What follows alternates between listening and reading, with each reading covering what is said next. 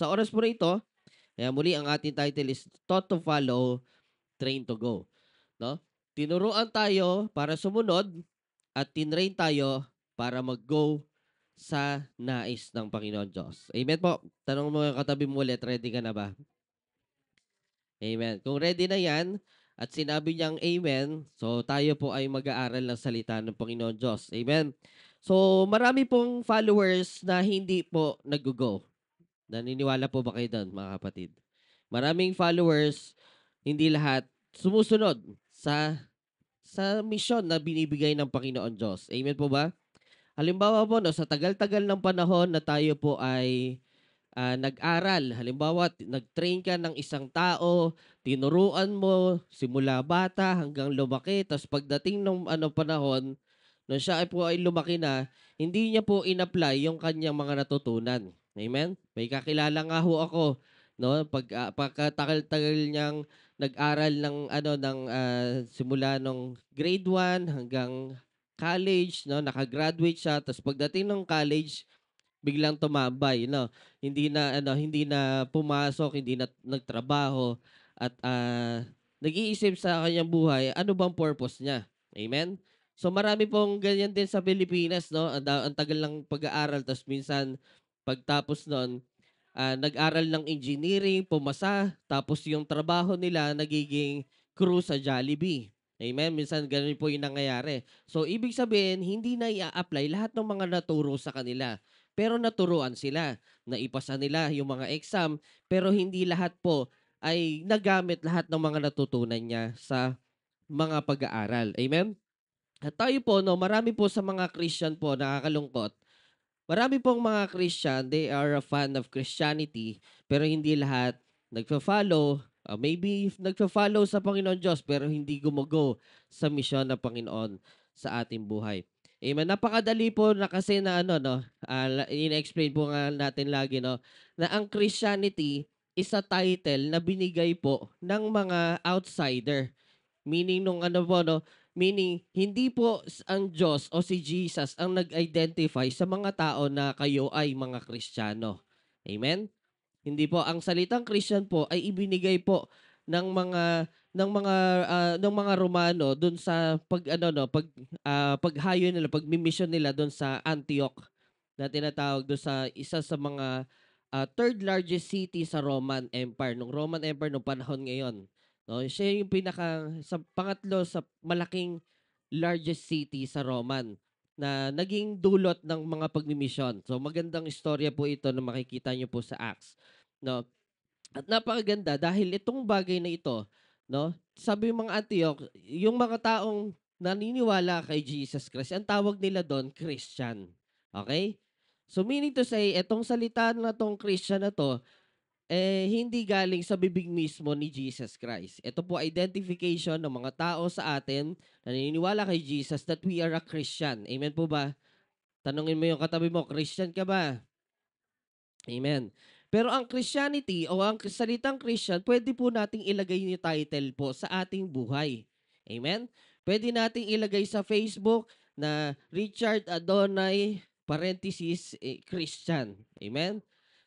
A person who likes Christ. Amen? Napakagandang pakinggan. Amen po ba?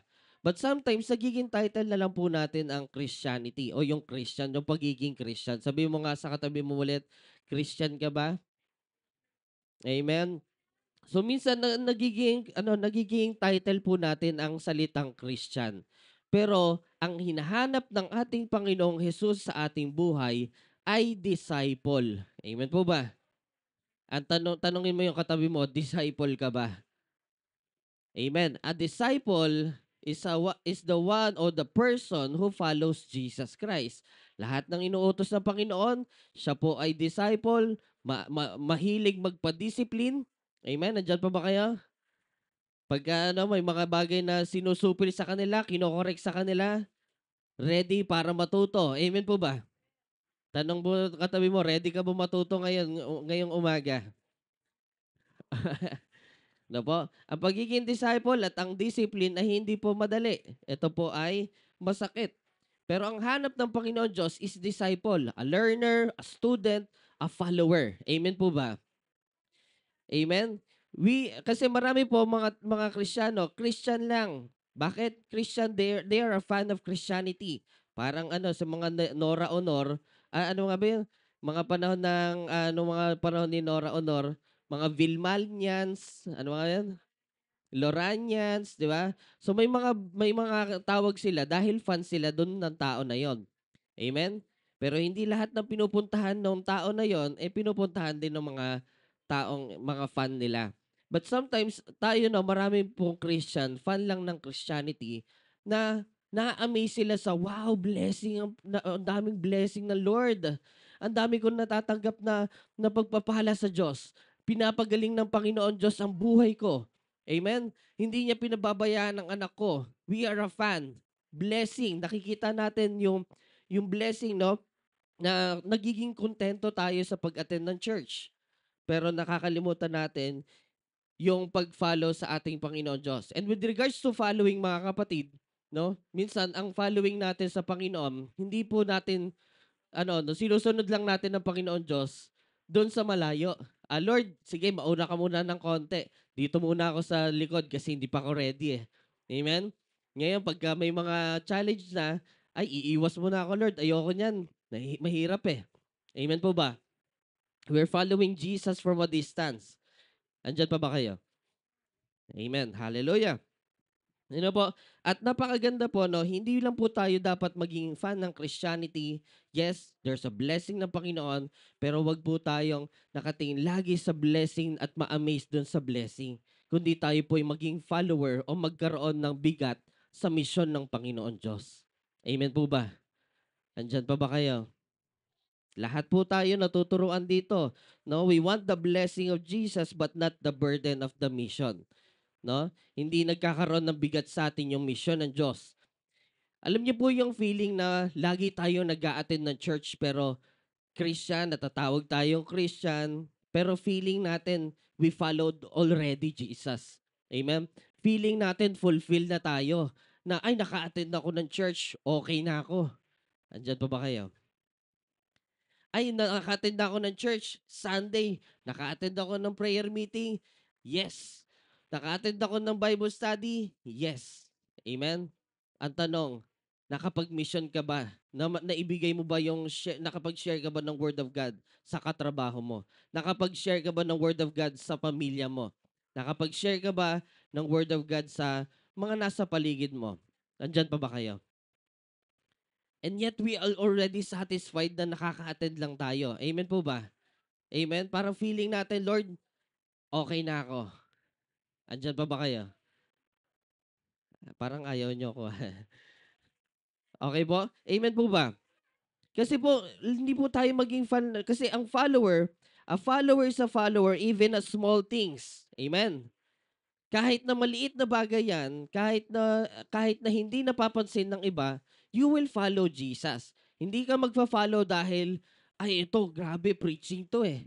Amen, malaki to, maraming tao mahahanga sa akin kasi I follow Jesus dahil sa mga preaching. Amen? Nakapag-teach ako sa Bible study. Nakapag-share ako ng Word of God. Amen po ba? Nandyan pa ba kayo? A follower is a follower kahit sa small things, kahit nag-aayos ka lang ng upuan, you are a follower of Jesus. Amen po ba? A follower is a follower even a secret place, kahit walang nakakakita sa'yo. Amen po ba? You follow Jesus kahit nasa bahay ka. Andyan pa ba kayo? Amen? O baka magaling lang tayo magpaka-Christian pagdating ng church. Pero pagdating sa bahay, iba na. Parang ayaw niyo yung topic natin ah. Andyan pa ba kayo? A follower is a follower even if it is hard. Amen? Kahit na mahirap yan, magiging follower tayo ni Jesus. And God wants us to be a follower, not just a Christian, but a disciple. Amen po ba? Okay lang ba kayo? Amen. So kaya po no sa oras po na ito, let this let this sink in. Etong bagay na ito no sa ating buhay. When was the last time na umupo tayo na gusto lang natin matuto? Gusto lang natin na nakaupo. O kailan yung panahon na umupo ka dahil alam mo na gagamitin ka ng Diyos kaya nagpupursige ka na gusto kong matuto dahil alam ko gagamitin mo ako, Panginoon Diyos, sa tamang panahon. Amen? O lahat tayo nag-aantay lang, ano kaya ituturo ni pastor? Ano kaya ang message ng Panginoon Diyos ngayong Sunday, ngayong prayer meeting, ngayong Friday Bible study? Amen po ba? Ulitin ko po, God is calling us not just to be a Christian but a disciple of God. Amen po ba? Hindi ko po kayo pinapagalitan, mga kapatid, but we are reminding each and every one of us. Amen? You were not just saved just to sit.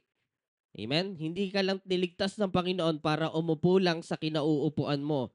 But you were saved to be sent. Amen po ba? Gagamitin ka ng Panginoon Diyos sa tamang panahon, kaya tayo po ay niligtas ng Diyos. Amen? The moment na tayo po ay ginigising ng Panginoon Diyos every morning, amen, meron laging purpose yon ang Panginoon Diyos. And that purpose is for us to carry the burden of the mission ng Panginoon. Amen po ba? Amen. Kaya tayo po mamumuhay ayon sa kalooban ng Panginoon. And God's plan is not just for us to follow Jesus but to represent Him in this world. Amen? Para irepresenta natin ang ating Panginoong Hesus. Kaya nga dapat nakikita ang buhay mo sa mga taong nasa paligid mo. Amen po ba? Andyan pa ba kayo? And a way of evangelizing people ay pwede tayong maging magaling magsalita na ay kaya mong i-share yung word of God sa iyong kapwa. Pwede pong ganon. Paano naman, pastor, kapag hindi po ako magaling magsalita?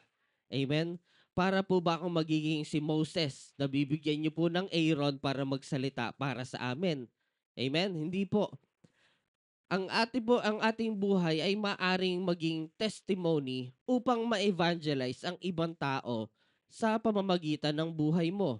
Ngayon, kung pangit ang pinapakita mo, pangit din yung magiging image nila sa Panginoon Diyos. Amen po ba? At kung maganda naman ang pinapakita mo, kinakapamuhay mo ang iyong buhay para sa kanila o para sa Panginoon Diyos, nire-representa mo si Jesus Christ at makikita nila, ay, yung Diyos mo, no? Napakabuti ng Diyos mo. Amen po ba? Nandyan pa ba kayo? Amen. Kaya po, no, dito po sa Luke chapter 9, verse 1 to 6, makikita po natin yung role ng mga disciple. Kung mapapansin po ninyo, and he called the 12 disciples together and gave them the power and authority over all demons and to cure diseases. And he sent them out to proclaim the kingdom of God and to heal. And he said to them, take nothing of your journey, no staff, nor bag, no bread, nor money, and do not have two tunics. And whatever house you enter, stay there. From there, depart. Next. Sabi dito, sa verse 5. Okay po? Ayan. So verse 5, sabi dito, and wherever they do not receive you, when you leave the town, shake off the dust from your feet as a testimony against them. And they departed and went through the village, preaching the gospel and healing everywhere. So dito po sa verse po na ito, this is the time na pinadala yung mga disciple para mag-share ng word of God sa iba. Hindi lang mag-share ng gospel, kundi magpagaling din ng mga may sakit. So ginamit sila para mag-share ng gospel at mag-bless ng mga tao nasa paligid nila. So Jesus sent all those disciples. Doon sa ibang mga translation, sa ibang parallel verse, they sent them 2 by 2. No, magkakasama sila dalawa sa dalawa. Dalawa dito, punta ka diyan, dalawa diyan, dalawa diyan. So ang plano nila is to share the gospel and to heal those merong mga sakit. Amen po ba? Tingnan niyo po yung katabi niyo kung may sakit. Kung wala, gisingin niyo po. Amen? So, dito po, no? Dito po sa ating teksto, pero bago po dumating yung pag-send ng 12 disciples, yan po ay nasa Luke chapter 9. Ibig sabihin, noong unang-una pa lang, meron ng mga nangyari. Andyan pa ba kayo? Ibig sabihin, may tinuro na ang Panginoon sa kanila, sila po ay tinuruan, sila po ay nag-undergo ng training, marahil tinuruan sila in private, no po, kung ano yung gagawin nila, at marahil pinakita din ni Jesus kung paano mag-share ng gospel. Nandyan pa ba kayo? pinakita ni Jesus at nakita nila sa kanilang discipler na si Jesus Christ, at hindi lang po sila nanatiling tinuturuan ng Panginoon Diyos, kundi sila po ay sinent para gamitin din ng Panginoon doon sa mga taong iyon. Amen po ba? Nandyan pa ba kayo? They were taught him by private, pero they were being sent out to do what he did. Kung ano yung ginawa ni Jesus Christ, yun din po yung pinagawa sa kanila. Amen? They share the gospel and they heal, no, yung mga tao nangangailangan. See, this is the first time Jesus sends out on the mission. He's not sending them because they were perfect. Amen? Tandaan po ninyo, nung ginagamit na sila ng Panginoon, nung ipinagkanulo si Jesus Christ, marami silang nagiging problema sa buhay. Amen po ba? Andyan pa ba kayo? Nagkakamali sila.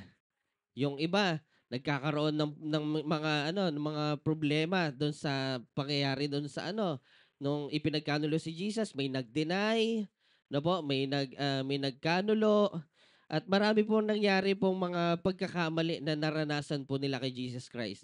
Meaning, they sent out the 12 not because they were perfect, but they are ready to grow. Andyan pa ba kayo? Let that sink in po sa ating buhay. Jesus didn't send out because they were perfect, but they are ready to grow. Amen po ba? Now, sa ating buhay na po, sa bilang mga Kristiyano, how many times na dinahilan natin sa sa Panginoon Diyos na, Lord, hindi pa kasi ako ready. Lord, hindi pa kasi perfect yung pagsasalita ko. Lord, hindi pa kasi ako magaling magsalita. Wala pa akong masyadong alam sa Bible. Yet mga kapatid, itong mga disciple na to, hindi naman sila Bible scholar. Hello po. They were just ordinary person used by an extraordinary God for an extraordinary mission. Amen po ba? So meaning, sila po ay hindi ganong kagalingan, but Jesus sent them out to share the gospel and to heal sa mga nangangailangan ng ng healing. Amen po ba? Meaning mga kapatid, tayo pong lahat, God doesn't require us to be perfect, to be good, or to be so ready sa ating buhay. God is looking for us dun sa heart na ready kang mag-grow. Amen po ba? Ang tanong mga kapatid, ready ba tayo mag-grow? Andyan pa ba kayo? Parang ayaw niyo yung pinag-uusapan natin. Ngayon po, no, sa pag-usaping discipleship is not just about staying. Amen? Pagdating sa discipleship, hindi lang yung parang mag-stay ka dito sa church and then yun lang yung gagawin mo. Amen? Baka tiga-upo tayo ng tiga-butas ng upuan. Kaya yung mga upuan nyo, mapapansin nyo, may mga butas yan. Amen po. Makakita na yung mga foam ng upuan ninyo. Hayaan nyo sa susunod, bakal na ilalagay natin dyan para hindi agad mabutas. No, kidding aside. Pero sa ating buhay na po, discipleship is not just about staying. Na nakastay ka lang dyan and kung ano yung ginagawa mo, satisfied ka na. Ay, okay na ako. Maglilinis lang ako ng church, ng kitchen, then okay na yon. Okay ba yon? Amen? Praise God. Andyan pa ba kayo? No, sa ating buhay, no, hindi lang po tayo magstay dyan sa meron tayo, kundi tayo po, no, it's not just about staying, but it is about going. Kaya nga ang mission ng Panginoon Diyos, go and make disciple. Ang tanong mga kapatid, are we making disciple? Hala naman si pastor, napakaseryoso naman. Amen? Hindi, kidding aside mga kapatid, ito yung sinasabi ng Panginoon Diyos sa kanyang salita. At ito po yung hinahanap ng Panginoon sa ating buhay. Amen po ba? Kaya nga po, discipleship, now Jesus never called us to be a mere spectator o spectator sa kingdom ng Panginoon. Hindi lang tayo taga-tingin, hindi lang tayo taga-obserba, kundi tayo po ay nag-go and make disciples. Amen po ba? Amen. Amen? So, hindi tayo tagatingin lang na, ay, okay, binibless si brother, binibless si sister, pwede na yon. Amen. Amazing si Lord, okay na yon. Pero hindi po yung gano'n ang Christianity. We are called to share the gospel. Amen po ba? And He called us to be participant in His mission. We are taught to follow, but we are also trained to grow. Amen po ba? Hallelujah. Ngayon po, pag-usapan po natin yung ating verses po. No? Basahin po natin sa unang verse po sa Luke chapter 9 verse 1. Ang sabi dito, and he called the 12 disciples together and gave them the power and authority over all demons and to cure diseases. Amen po ba? Unang-una, makikita po natin yung mission ng Panginoon dyan sa kanila. Amen? They were called. Tinawag sila para itong 12 na to, together, gave them the power and authority. Amen? So, binigyan sila ng power and authority. So, ibig sabihin, Jesus equips before He sends. Amen? So, ini-equip ng Panginoon Diyos ang isang tao o ang isang Kristiyano o isang disipulo ng Panginoon bago niya isend ito. Kaya nga ang ganda ng Panginoon Diyos kasi lahat ng bagay nire-ready na muna bago niya gamitin. Amen po ba? Nung kinreate niya ang mundo, nung kinreate niya ang humankind, yung mga tao, bago niya kinreate yung mga tao, kinreate niya muna yung platform na tatayuan ng tao. Nag-create siya ng heaven, ng lupa, ng langit, ng tubig, ng hayop, ng mga bagay na kailangan ng tao bago niya kinreate ang tao. Amen po ba? Ibig sabihin, ni-ready niya muna bago niya inilagay yung isang tao at ikinreate yung isang tao. Ngayon, God is a God who prepares everything bago niya gamitin. Amen po ba? But that doesn't mean, mga kapatid, dapat ready tayo. Ang gusto ng Panginoon Diyos, you are ready to grow. Amen po ba? And sometimes, God is preparing you sa mga nararanasan mo. Kaya ang ganda nga ng topic natin last Sunday, kung naaalala nyo, sino po nakakaalala ng topic natin last Sunday? Ang speaker natin si Pastor Gino. Naalala nyo pa ba?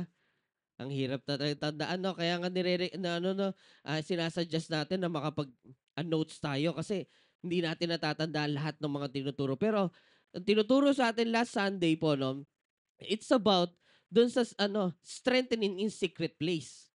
Meaning, mga kapatid, no, nung si David ay bago siya gamitin para talunin si Goliath, para bago maging hari, sinubok na siya ng Panginoon Diyos in a secret place. Meaning, nung nag-aalaga siya ng tupa, siya po ay nakaranas ng mga pagsubok nung nag-aalaga siya ng tupa. Maybe may mga tinatalo siya mga oso, leon, and everything. Hindi natin nakita yung mga bagay na yun. But the thing is, mga kapatid, tinrain ng Panginoon Diyos ang buhay niya bago siya gamitin ng Diyos. Amen? Meaning, kaya nga dumadating tayo sa buhay natin na minsan, bakit ganun puro ako pagsubok sa buhay? Bakit parang pinaparana sa akin ng Lord na walang-wala ako? Nahikahos ako, na walang-wala ako financially. Bakit dumadating sa point na iniiwan ako ng mga taong mahal ko? Amen? Na dumadating tayo sa point na ang dami nating nakakaaway. No, dumadating sa point na tayo po ay nasasaktan physically o nasasaktan tayo emotionally. Amen? But it is a preparation ng Panginoon Diyos sa ating buhay na kapag na-endure po natin yon, magiging matibay tayo in our Christian lives. Amen po ba? Kaya nga dapat hindi tayo nagtataka na, Lord, bakit ba nangyayari sa akin ito? Amen? Ang biruan nga namin ni Uncle Boy, no? Why me? Amen? No, magtatanong ka sa sarili mo, why me? Bakit ako? Amen po ba? Pero hindi natin alam lahat ng mga pagsubok na pinagdadaanan natin, it is a preparation of the Lord para gamitin tayo sa malaking bagay. Kaya kung sa ating buhay, no, tayo pong mga Kristiyano, kung ang mindsetting natin na Lord, kaya mo pinaparanas sa akin ito. Maybe may blessing kang na inahanda sa akin. Amen po ba? Marahil gagamitin mo ako sa malaking bagay. Kaya mo pinaparanas sa akin na maraming nag-share ng mga problema sa akin kasi magiging counselor pala ako. Kaya mo pala ako tinuruan maging good listener kasi alam ko na marami akong mapapakinggang problema. Kaya mo pala ako pinaranas ng maraming problema kasi may mga taong ibi-bless ako dahil sa mga naranasan ko. Amen po ba? Kaya nga po 'no, sa ating buhay, lahat na nangyayari sa ating buhay, it is a preparation of the Lord. Now, dito makikita po natin, He gave them the power and authority. No, binigyan ng power. Ang power is tinatawag na dunamis means ability. Yung kaya mong gawin. Hallelujah, Jesus. Amen? So, the word power, meaning is yung ability. God gave them the ability to share, to be a blessing to other people, at may yung ability to share the gospel. Amen po ba? Andyan pa ba kayo? And the authority na binigay yung exousia, meaning ito yung legal right. Ibig sabihin, binigyan ka ng karapatan ng Diyos to share the gospel and to heal the sickness. Amen po ba? Amen. Kaya po, no, tayo mga Kristiyano ay pine-prepare ng Panginoon Diyos sa mga malalaking bagay. That is why God, no, nararanasan ng Panginoon Diyos sa atin yung mga endurance sa mga trials and challenges para tayo po ay maging matatag at matibay bilang Kristiyano sa ating buhay. Amen po ba? Amen. Kaya huwag ka na magtataka kapatid kung bakit ikaw ang pinaparanas ng Panginoon Diyos sa problema. Amen? Dahil ikaw ay gagamitin ng Panginoon Diyos sa malaking bagay. Amen po ba? Amen po, Baby Leo? Amen? And dito po, no, in applications, if Jesus send you, He will supply you. Amen? Kapag sinend ka ng Panginoon, hindi ka niya pababayaan, hindi ka niya gagawing zero. Amen po ba? Kayo po ay bibigyan ng Panginoon. Kaya nga ang panalangin natin na kapag binigyan ka ng kotse ng Panginoon Diyos, isusupply niya yung gasolina mo. Amen? Na kapag binigyan ka ng bahay ng Panginoon Diyos na hulugan, isusupply ng Panginoon Diyos yung mga pambayad mo sa monthly mortgage. Amen po ba? Kaya kapag biniles ka ng Panginoon Diyos ng anak, hindi pwedeng hindi ka niya pababayaan, hindi niya pababayaan ang inyong anak. Magpo-provide siya ng pagkain para sa inyo para mamuhay kayo kasi nag-provide ang Panginoon sa buhay mo. Kaya if God sends you, no, He will supply you sa mga pangangailangan mo. Amen po ba? Hallelujah. Amen. So you don't have to fear rejection or failure when when you are backed by heaven. Amen.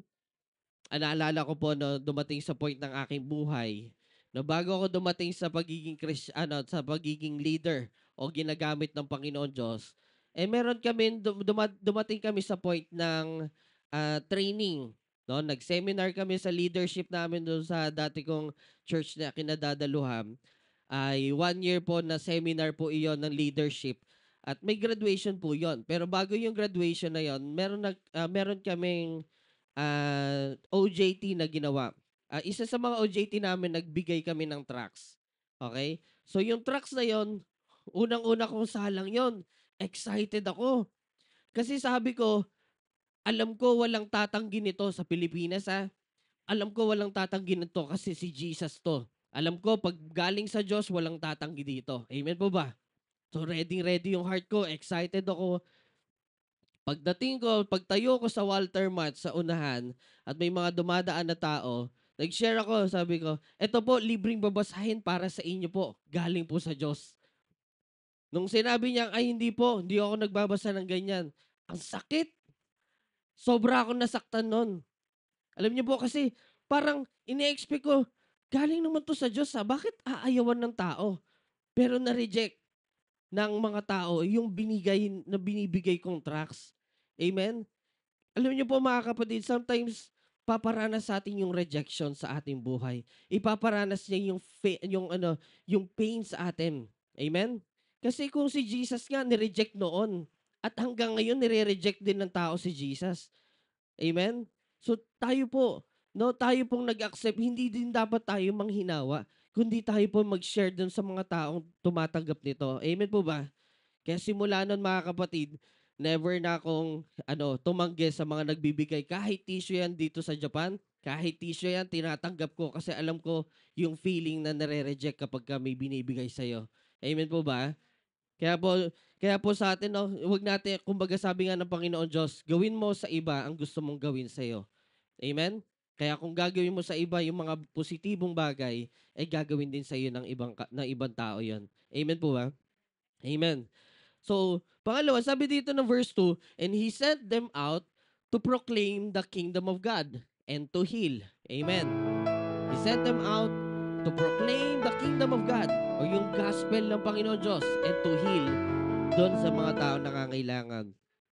Mga kapatid, dalawang bagay ang pinagagawa sa kanila. To preach the kingdom and to heal the sick. Amen. Nandyan pa ba kayo? To preach the kingdom and to heal the sick. This is an active discipleship. Not just learning, but living it out. Amen po ba?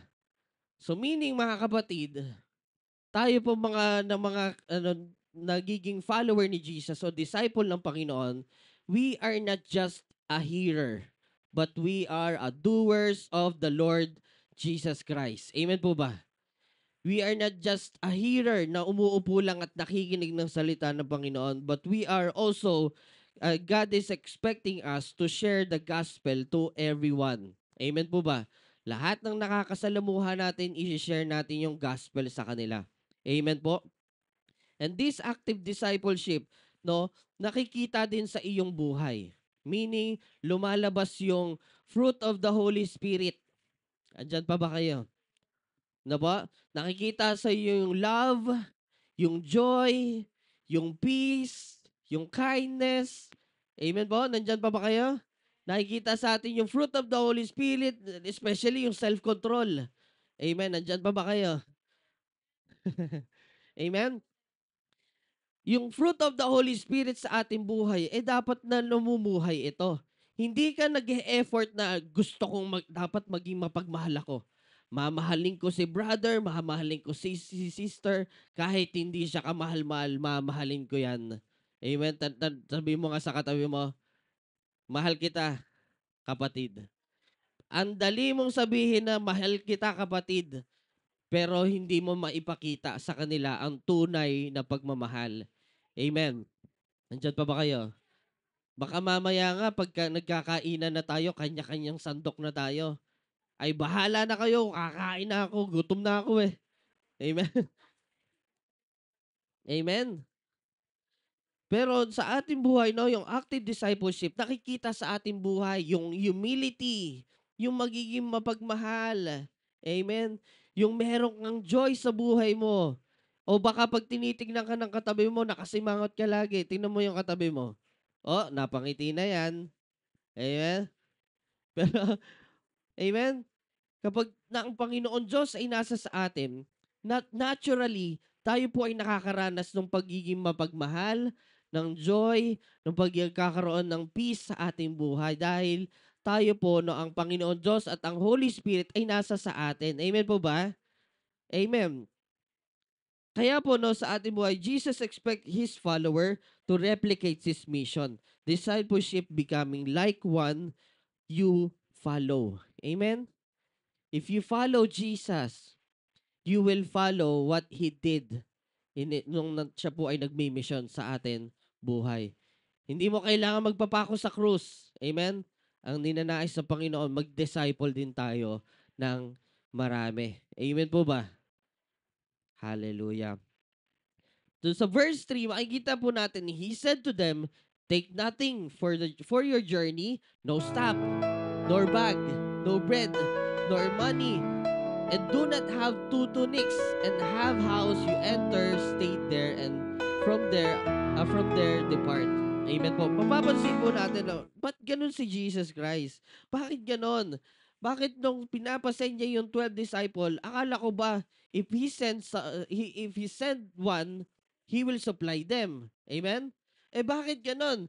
And he said to them, take nothing for your journey. Wala kang dadalhin. Walang staff, nor bag, nor bread, walang pera, walang pagkain, walang anuman, wala kang dalang-dala kahit na anuman, kundi ang dala-dala mo lang yung pag-share ng gospel at yung mag-share ka ng gospel at magpapagaling na may sakit. At wala kang tirahan, kundi maninirahan ka.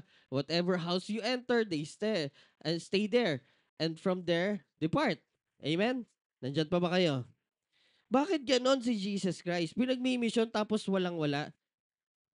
Andyan pa ba kayo? Alam niyo po mga kapatid, no, mga bagay na maiintindihan po natin sa why Jesus do that mga bagay na yan, no? Parang, Lord, bakit pinaparanas mo sa akin yung walang-wala ako? Lord, bakit dumadating ako sa karanasan na marami naman akong pera pero I feel empty? Andyan pa ba kayo? But you know mga kapatid, Jesus is teaching the disciples for them to depend on God para magdepende sa Diyos. Amen po ba? So so etong mga tao na to magdepende sa Panginoon. Amen? Kasi God is a God who provides. Amen? Pero kapag tayo po ay nagtitiwala sa ating Panginoong Hesus, magtitiwala tayo sa kanya kahit wala tayo. Amen po ba? Andiyan pa ba kayo? Pag wala ka ng pag-asa, ang Diyos ang pag-asa mo. Dahil hindi ka niya pawawalan at hindi ka niya pababayaan. Amen? Wala pa akong narinig na Kristiyanong nagutom. Merong gutom lang talaga lagi. No? Pero yung sabihin mong Kristiyano na wala talaga akong blessing talaga. Amen? Ang dami nating blessing na matatanggap sa Panginoon Diyos. Paggising pa lang natin sa umaga, blessing na yan ng Panginoon. Amen po ba? Amen? Yung nakakapagsalita tayo, it's just a blessing from the Lord. Amen? If we count our blessing to the Lord, no, from the Lord, mga kapatid, marami tayong mabibilang kaysa sa mga problema mo sa buhay. Amen? Paggising mo, meron kang mata, nakakakita ka, nakakapaglakad ka, may lakas ka, 'di mo? May katawan ka, hindi nga lang gano'n kalaki ka macho, pero at least 'di ba may katawan ka. Amen? Pero kung ika-count natin yung mga blessings sa ating buhay, marami tayong mabibilang dahil ang Diyos hindi ka pinawawalan ng Panginoon. Amen? Mas madalas lang natin nakikita yung mga problema, but God is teaching us for us to depend on God. No, magdepende sa Diyos to remove distraction sa kanilang buhay. Baka kasi mamaya medyo fidgety sila. Alam niyo yung fidgety? Yung parang yung hindi mapakali na kailangan meron siyang kinakalikot. No, baka ito yung mga stuff na ito, baka may mga laman sila, mga ano bang tawag doon, yung mga umiikot sa kamay. Yung fidget spinner ba yon? Mga spinner, no? Para maaliw sila. Pero hindi nais ng Diyos na magkaroon tayo ng distraction sa buhay. But tayo po ay magtiwala at magdepende sa Diyos. And to keep their mission simple and urgent. Amen? Sometimes God strips you of resources so that you can rely on your source, which is si Jesus Christ. Amen? Kaya minsan dumadating tayo sa point na nawawalan tayo ng resources para tayo magdepende sa source. Sometimes tayo po ay ah, bu- humahabol sa mga resources pero nakakalimutan natin yung source na nagbibigay ng blessing sa ating buhay. Amen. We sometimes na humahabol sa mga bagay na nandito sa mundo pero nakakalimutan natin ang Diyos ang nagbibigay ng lahat ng bagay sa iyo. Amen po ba? Hallelujah. Kaya po sa ating buhay magtiwala lamang tayo sa Panginoon Diyos. At kung mababasa natin sa verse 4, sabi, and whatever house you enter, stay there. Amen? And from there, depart. No? Sa ibang verse, no, sa verse 5, next po, sabi dito, makitira kayo. Okay? And wherever they do not receive you, kung hindi ka nila tinanggap, and when you leave that town, shake off the dust from your feet as a testimony against them.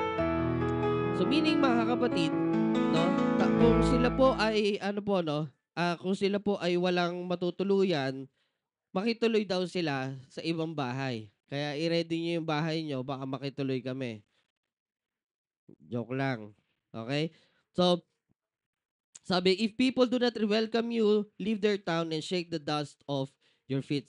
So, meaning mga kapatid, rejection doesn't mean failure. Lord, ba't ganon? Nag-share naman ako ng gospel, nag-share naman ako ng blessing sa kanila, pinagaling ko sila lahat-lahat, pero hindi kami winelcome. Amen?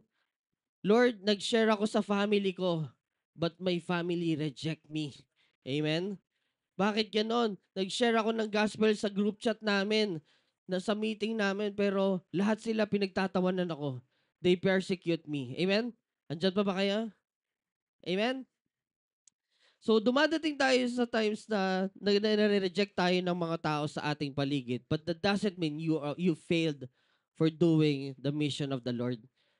Alam niyo po kasi mga kapatid, no, sa ating buhay, hindi lahat tatanggapin lahat ng mga ino-offer natin. Hindi lahat na kahit magaling ka mag-share. Amen? Kahit na napakagaling mo mag-share ng Word of God, pero kung hindi nila tatanggapin, hindi mo siya pananagutan. Ang success mo sa Panginoon na i-share mo yung gospel sa kanila. Amen? And hindi mo na problema kung ano yung magiging outcome sa kanila. Amen? Letting go of control is a part of obedience. So ibig sabihin, Lord, nag-share ako ng best ko para sa mga taong ito.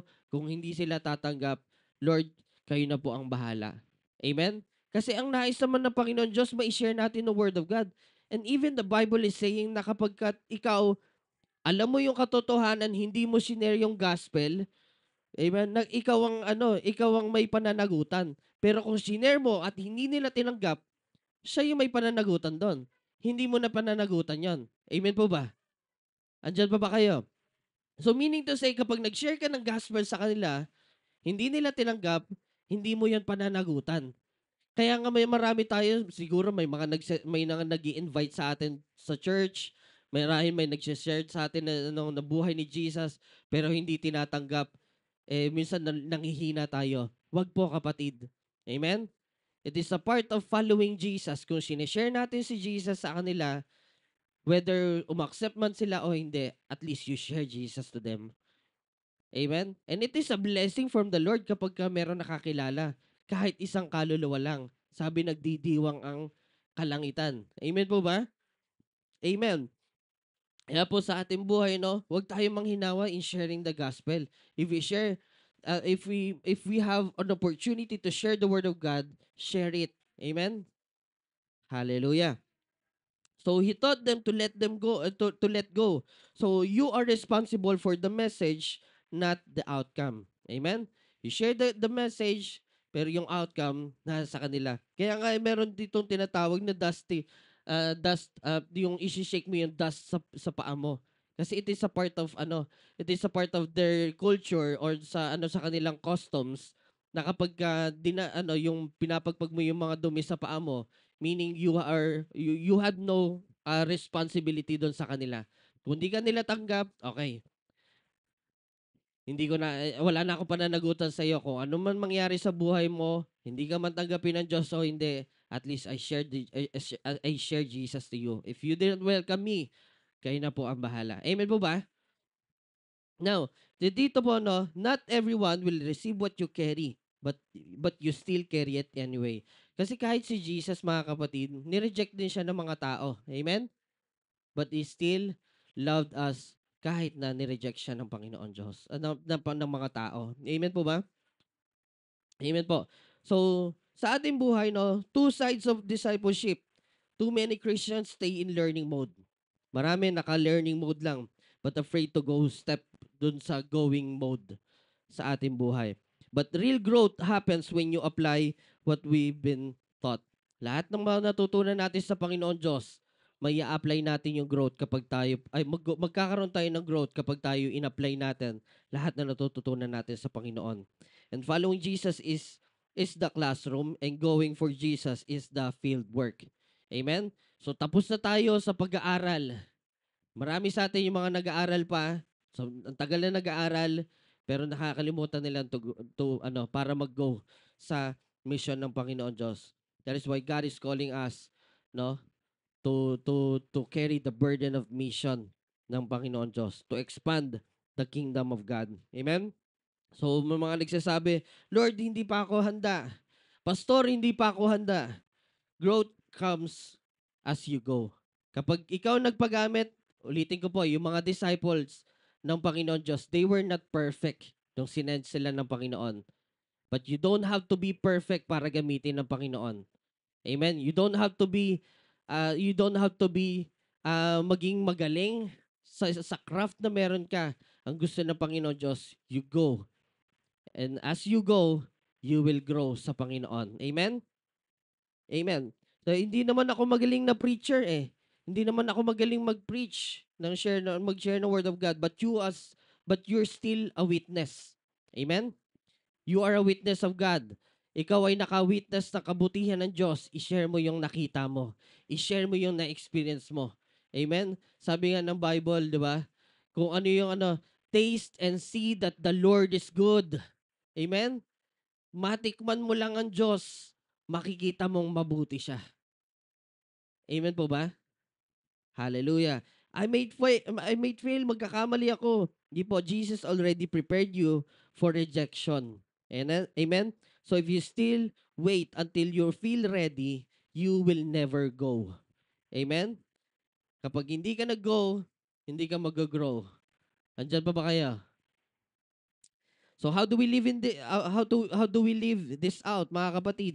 Be a follower who listen. Amen. Na nakikinig tayo sa Panginoon Diyos. Be a disciple who obey. Na sumusunod tayo sa Panginoon. Be a disciple who goes.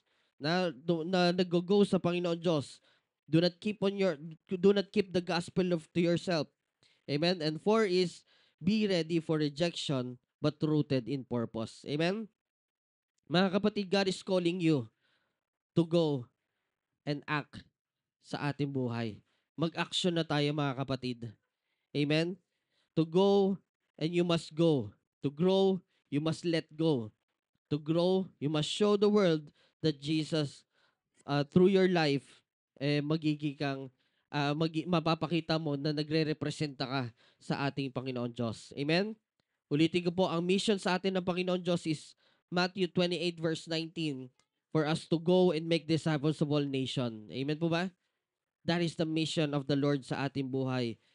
Mga kapatid, God is calling not just to be a Christian, a fan of Christianity, amen, but we are called to be a disciple of the Lord.